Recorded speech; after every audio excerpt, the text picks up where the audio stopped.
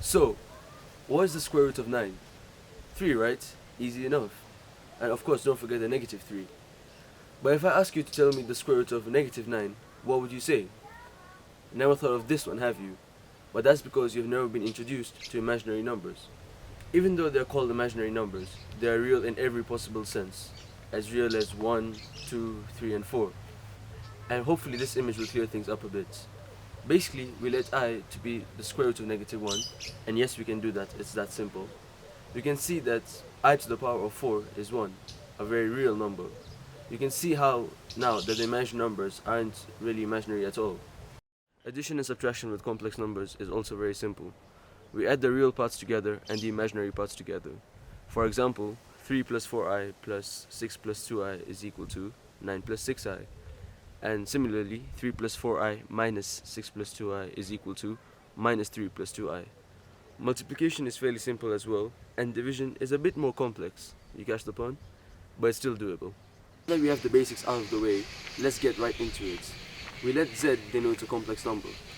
A complex number is simply a number that has two parts to it, a real part and an imaginary part. At this point you might be thinking, but why do I ever need to know this? Irrational numbers are tough and boring enough, and now complex numbers? But you see, complex numbers are a lot more useful than you might think.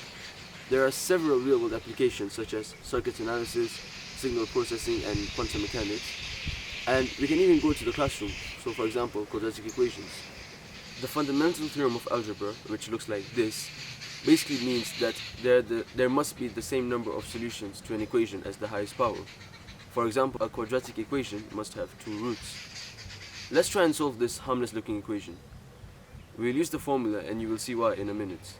B squared minus 4ac, etc, etc. And now we see that we have to take the square root of negative 4, which we learned was 2i. So we have minus 2 plus or minus 2i as our final answer. The funny thing is that all quadratic equations that have complex roots will be complex conjugates. In general, a complex number divided by its conjugate gives you a plus bi, and a complex conjugate divided by the complex number gives you a minus bi. Complex numbers are so intricate that it would be a shame to not believe in their existence. Just like the Cartesian plane, we also have something called the complex plane, which works in a very similar way. Instead of the x and y axis, we have the real and imaginary axis, respectively.